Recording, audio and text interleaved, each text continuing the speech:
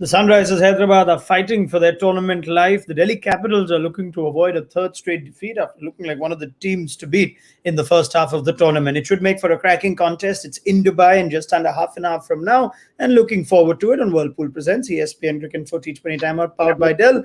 Got the delightful company of Ian Bishop and Deepdas Gupta. Toss has already gone down, gentlemen, and the Capitals have decided to have a bowl first. They go unchanged. There are plenty of changes that David Warner makes on his 34th birthday, including a big one that he brings back Kane Williamson.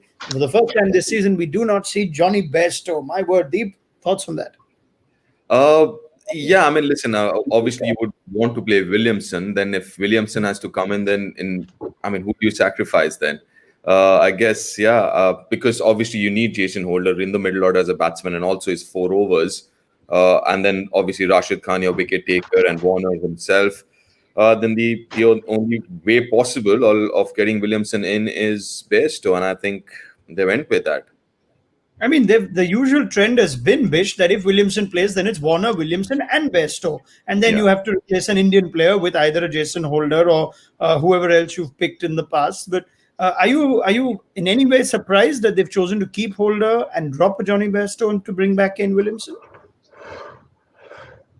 Just on the surface, looking at a team where BAIRSTOW gets left out, given what he's done in past seasons, is a bit of a surprise. But when you dig deeper and you see what Jason Holder has brought with the ball, then you can perhaps understand, hey, the guy's come in for a couple of games. He's picked up wickets each time. He's bowling. He's getting wickets at the back. And you know he can make some runs for you. So I would assume that was a very difficult decision to make. But in getting Williamson in, hopefully you're getting a batsman in the same type of form that he was pre-injury. So I can see the rationale for doing this. No, I'm just trying to think of BAIRSTOW's season. It's been a stop and start sort of season, Deep. He had 2 half centuries in his first 3 games. He had a match-winning 97 against Punjab. He's got starts on and off, but it's not quite been the impact that Johnny BAIRSTOW's known to. That's how the season's tapered off a bit for him. Even so, an average of 20, strike rate of over 100, and we know how important he is for the Sunrisers. Is this move one that comes as a shock for you? Not really, and I'll tell you why. Because now, obviously, you can't play more than 4 overseas, right? Now, looking at Jason Holder, the only option was, you could have kept BAIRSTOW, Williamson, Warner, and Rashid Khan, and in place of Jason Holder, but Bhuvneshwar not being there, those 4 overs are very, very important. Had Bhuvneshwar been still around and not injured and playing, I think then it was a lot more easier to accommodate the 3 batsmen at the top. But with his absence, you need Jason Holder, the bowler, more than Jason Holder, the batsman at this point in time. So unfortunately, one of them misses out. What do you regard as the bigger problem for the Sunrisers this season, Bish? We thought it was mainly the vulnerability in the middle order. Now, after that Rajasthan game, when Vijay Shankar and Manish Pandey took them over the line, we thought, great, they could be turning a corner. Then comes that last game where you fall short and you collapse when you're chasing 120 odd. Now, is that necessarily a reason to change your batting lineup as drastically as they've gone? Given those kind of games are considered to be aberrations, aren't they? Yeah, but I don't know how drastic they have changed the batting order. I think it was just the fact that Williamson is fit, and once Kane Williamson is fit, it's negligible whether BAIRSTOW's average of 30 this season or Williamson, given what he can provide at the top of the order for you. That's the difficulty of the decision. But as I said, Jason Holder, look, without Bhuvi, as the Deep says, you need that quality. Khalil hasn't given you as much as I thought he would have given you this season. So that batting is definitely the biggest problem, and they'll be hoping that Williamson can do better than BAIRSTOW has given them in the last couple of games. They're not losing much, Deep, for you in terms of batting, with Priyam Garg going out and Riddhiman Saha coming in. I guess it was a toss-up between Garg and Abdul Samad as to who makes way for Saha. Yeah, I think so. I think Saha did play one game. He got 30 of 30, going at 100. He got a few runs. But yeah, listen, he's somebody who I think is underrated as a batsman. I think he can bring a lot as a batsman to the table as well. And obviously with BAIRSTOW making way, obviously you needed a keeper, so it was obvious that he's coming in and slotted in as a wicket keeper. But yeah, I mean, Priyam Garg or Samad, I think you rather have at that position at number, let's say 6, because obviously I would like to believe Jason Holder would bat before either Priyam Garg or Saha. So at that position, or Samad for that matter. So at that position, you're looking at somebody who can hit boundaries and sixes, and that's why you go with Samad then. Now that there's no Warner, Williamson, and BAIRSTOW, we'll find out in less than 20 minutes or so. But are you tempted at the prospect of changing that opening combination? Is it a given that it'll be Williamson and Warner to open, or could it be Warner with an Indian, Williamson with an Indian? Could that happen? I think it could happen that it's Warner with one of the Indian batsmen. Where do you want to put Saha, though? Given that he only struck at a run a ball, do you want to risk Saha in the middle where he can turn up the tempo, or do you feel that Saha at the top, try to give it a go? If it fails, it's okay. If it comes off, it's a bonus for you. He's better than a bonus, really, but I'm just phrasing it that way. So I wouldn't be surprised if it's Saha and Warner. Yeah, I know people tend to forget the impact Ridhiman Saha had in that 2014 season when he was phenomenal. But he was phenomenal in the top 3 essentially, and it's also 6 years back, so a lot of time has gone by. He's had his share of injuries. How do you best use Ridhiman Saha, the batsman? Is he? You rightly said he's probably more than just someone that comes in only to keep wicket. Yeah. No, I think at the top of the order, I'd honestly say top of the order, because if you look at, okay, when he came into bat in the middle order, I think it was his second or third game, SRH's third game or something, you were looking to fill that hole in the middle order. But now with Manish Pandey scoring, Vijay Shankar scoring, you really are not kind of pressed that way to kind of fill in the middle order. So now you have a little more flexibility in terms of how to use Saha. So maybe Saha at the top, Williamson at 3, and then you look at that batting order that looks quite deep and a very good batting lineup. Williamson at 3, Manish at 4, Vijay Shankar 5, then you have Jason Holder at 6, 7, Summer. That looks good to me. Does this give you are you tempted by the prospect of using Jason Holder, the batsman, more today, given the changes that are being made to Sunrisers' side? When you say more, I don't know. I don't know if I want to go that way. I think he's a guy that can float around for you in that middle order. But I think I still got to trust Manish Pandey. I've still got to trust Kane Williamson. I've got to trust Saha's ability and experience to play well in the IPL, and Samad. So as more of a batsman who can bowl you a couple of overs. So while I respect Jason Holder's ability, my first port of call would be to those guys who are specialists. I'm just trying to picture that lineup, Deep. We're saying Saha at the top to see, because that could be Saha's maximum impact. But let's say it goes that way. Let's say it goes Warner, Williamson, Pandey, and maybe Jason Holder at 4, which is where he has batted for Barbados Tridents in the CPL. Is that in any way tempting for you? I would actually put Vijay Shankar ahead, and because I mean you're also showing confidence in somebody who won your game a couple of games ago. Yeah. So I mean why try and fix it when it ain't broke? I mean last game obviously it was an aberration and whatever. They would want to forget the last game anyway. So just stick with that, and also I mean you need somebody to finish off games as well. That's where Jason Holder, his ability, his experience will come handy. Even batting, batting first, just closing that innings out.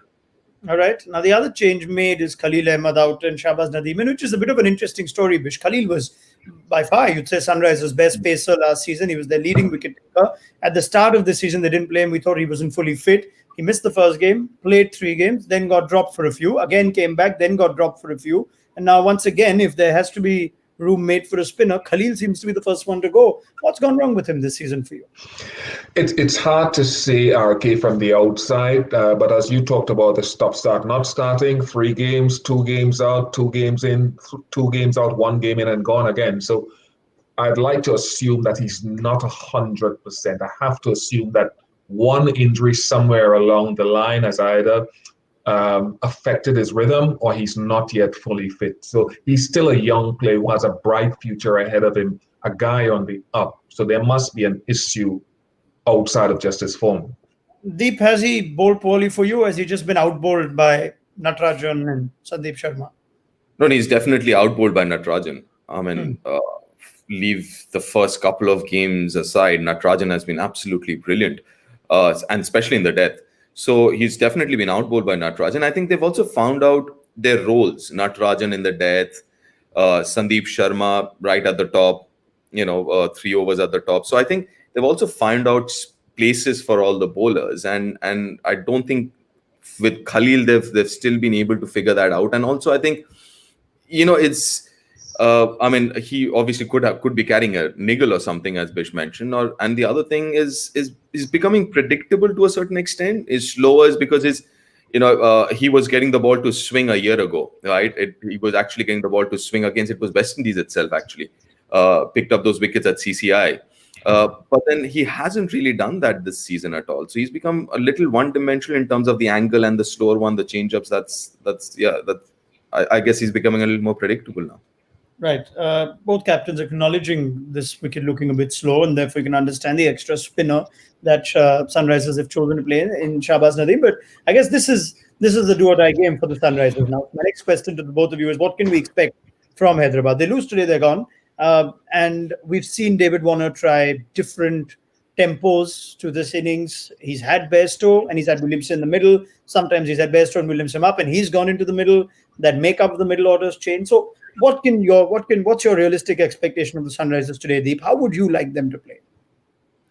How Warner and Bairstow, or Warner slash Williamson, or Williamson slash Bairstow did in the last couple of years. I mean, one of the major reasons of their success, SRH, definitely was their bowling and their opening partnerships. I think they've had one of the best and more fruitful opening partnerships in IPL last 3 odd years. So that's where I think it's important for them to set it up. Be it Williamson, Shaha, Warner, whoever opens or comes at 3, I think it's important for them to set it up, set up the tone, not just set up with a good partnership, but also the tone of the game. I think they have now, because they're batting first, they have the opportunity of setting the tone for the game. And you've got some senior players there who know how to do this. So yeah, set the tone for the game. When you're cornered and backs against the wall, Bish, that game between Rajasthan and Mumbai over the weekend, 190 odd to get, one of the best bowling attacks, and you know that if you lose, your chances are virtually gone. And they just took the game on and it came off. Is that easier to do when you're fighting for your tournament life, or is that harder? I think it's always easier when you have nothing to lose. I think when you're still in the tournament and you start thinking about maybe outcomes and the impacts of that. But I'm interested to see how Warner goes tonight. I think in the last game, or was it the game before that? I think it's the last game. He said he tried to go back to the old David Warner and try to fire his team off to a start. When he's good is where he finds a balance, to me, RK and Deep, between the two, in that he still plays fairly aggressively, but he's also setting himself to bat for a deep chunk of time when he scores all those runs. So it's up to him and Williamson, one of those two, ideally, who need to bat a lot and most of the overs today. I'm curious to see what tempo he goes at, or what both of them go at. The other thing that...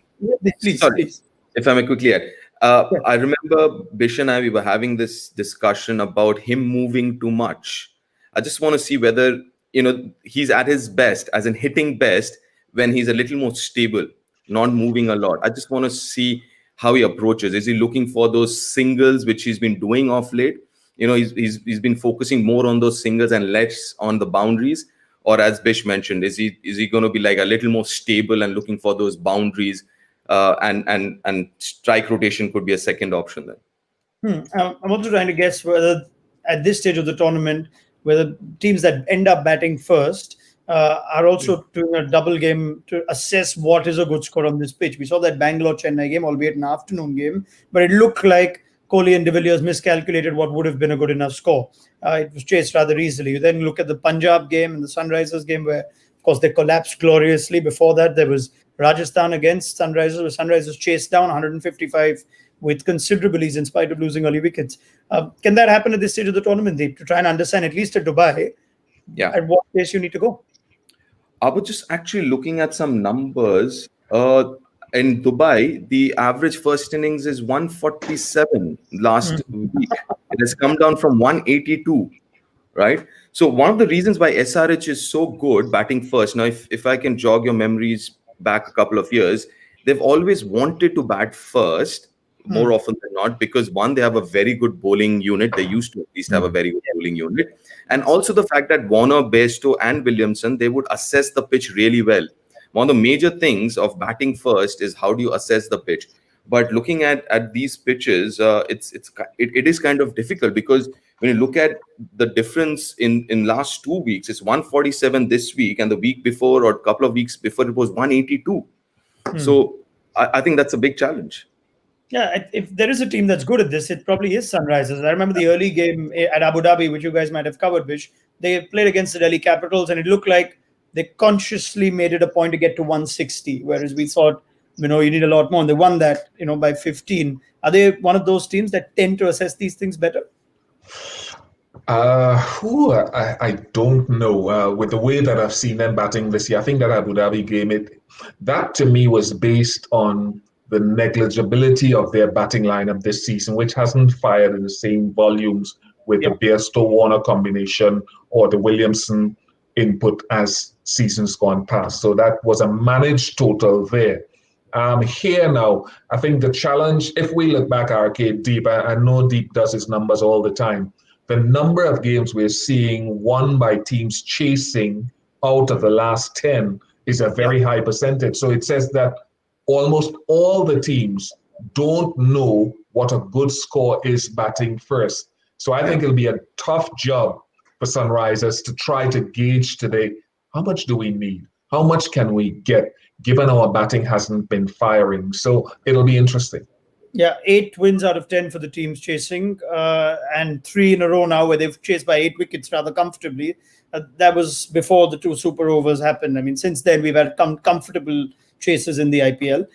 Let's move to the Delhi Capitals now and just have a conversation on them. What's gone wrong with the team that's started so well and now suddenly stares at a third possible defeat, and it's not like they've got the easiest fixtures. You still think they'll pick up the points somewhere along the way to secure a playoff spot. They've gone with the same team, so there's still no room for Prithvi Shaw, and we're told it's a tactical call and not a fitness one. Otherwise, the rest of the team is pretty much the same. Were you surprised at the Shaw action in the first place, Deep? And would you have brought him back after that last game? No, I think it would have, with Ajinkya, you can understand why you would want someone like Prithvi back, but it's a little unfair. Ajinkya Rahane got a superb delivery first up, just one game in his preferred position. Maybe another game. Also, the fact that looking at how they've batted in the last 4-5 games, it's. I think if you really go back and look at that change, the forced change that they had to make with Rishabh getting injured, and if you see the graph since, it hasn't been the same. Especially the batting unit I'm talking about, it hasn't really been the same. I don't know what adjustments all of them had to make because of those 2 changes with Alex Carey coming in and Ajinkya coming in. But the batting unit hasn't been the same ever since. So even those games that they've won, I mean, especially to Shikhar's 350 plus runs in the last 5 games, the others have been very, very ordinary. And see, even the first half, it was Stoinis or Hetmeyer. Their brilliant knocks or their cameos were taking them through, and Shreyas Iyer a couple of innings here and there. But yeah, I mean, suddenly everything has kind of become silent now. It was the way Shikhar Dhawan played perhaps further incentive to play Ajinkya Rahane. You know how Rahane plays, Bish, and you thought Dhawan plays that same sort of game. Now all of a sudden we've seen, since Prithvi Shaw's drop in form or whatever you want to call it, Dhawan can go at a strike rate of 170 at will, almost start to finish. With Ajinkya Rahane, that almost makes it a compulsion that Dhawan has to go at that rate. Yes, if that's his natural feel at the crease when he comes in tonight, whenever that is. But Ajinkya last year, when he gave up the captaincy, I think his season tempo was somewhere around a strike rate of 140, which is higher than what KL Rahul has gone this year. So let's put that into perspective. He also, Ajinkya, got 100 last year after he gave up the captaincy. So there's a gear that he has that he'll be hoping to optimize against this season. It can't be all on Shekhar Dhawan to do that. What I am surprised though with Delhi, and I hope I'm not sidetracking myself, is Tushar Deshpande Yeah. keeps his place. I thought there might have been an inkling there to have a change, maybe a Harshal Patel or an Avish Khan to have a go today, because Tushar has been expensive. And I like him. I think he has a future. It's a learning season for him. I just think they need to start back winning now. So I'm hoping that Tushar brings a better performance tonight. Yeah, on that point, Deep, Harshal Patel, Avish Khan, Mohit Sharma, all options. Ishant, of course, ruled out of this tournament. But Tushar Yeah. Deshpande, the fair call to give him another couple of games, even though he's gone wicketless in the last two. When Harshal was dropped, I was a little confused. Why was he dropped back then? I thought he bowled really well at that Sharjah game. That was at what 200 game where he gave 28 in his score or something like that. Yeah. So I was confused. I thought he bowled well enough to be part of that playing 11, but I mean, and he also gives a bit with the bat as well. He's someone who can easily bat at number 8. I'm not saying they would need it, but just to add value to his position. So Harshal is a good bet. He's a good smart bowler, and especially on surfaces, if the surface is on the slower side with his change-ups, I think Harshal is a good bet. Tushar, again, he's talented. He's got the potential, but he's still he needs to learn how to bowl on slowish tracks. He's kind of a one-dimensional kind of a bowler, pace, back of length. But Harshal is a lot smarter, can use these conditions better. So I would have gone with Harshal, to be honest. All right. Now we got about 5 minutes, so let's take 5 minutes and try and figure out what's happened to Rishabh Pant this season. Yes, Deep, please. No, I was actually going to say that. Let me just say one deep snack there. If I could get someone to love my kids the way Deep loves Sanju Samson and anyone who has a wicketkeeper batsman, I would be so happy. I'm going to get that on air tomorrow night for sure. No, but seriously, I mean, listen, with Rishabh, I really want to see his approach today, right? The team's out. He's not part of the white ball setup right now, right? He's not there. Sanju Samson's kind of is there before him. So I want to see his approach in this game. Is he going to bat freely now, or is he, because his approach has been totally different this season. It is unheard of the way, I mean, look at that strike rate of 117. I mean, you don't relate those numbers with Rishabh Pant. Especially the strike rate one. So I just want to see his approach, because obviously there was a conscious effort on his part to play longer, stay there for a while. But then let's see how the team selection has any effect on how he approaches now. He's had a rough couple of years in and out of the team, all the pressures of having to fill in the issues and all of that, Bish. But one thing that Pant's always banked on is he always has a good IPL, or at least for the last 2 or 3 years, he's had a good IPL. That's just not happened this season. Can you point a finger to it? No, I can't. But with every young player, and Rishabh is still young, although he's played some international cricket, understanding how to go from season to season. I tell you what, I was trying to do an RK and think outside of the box. And I was wondering, trying to move my chess pieces around to find out if a Rishabh Pant could open. Deep. Yeah, of course you can. You're in the money, Deep.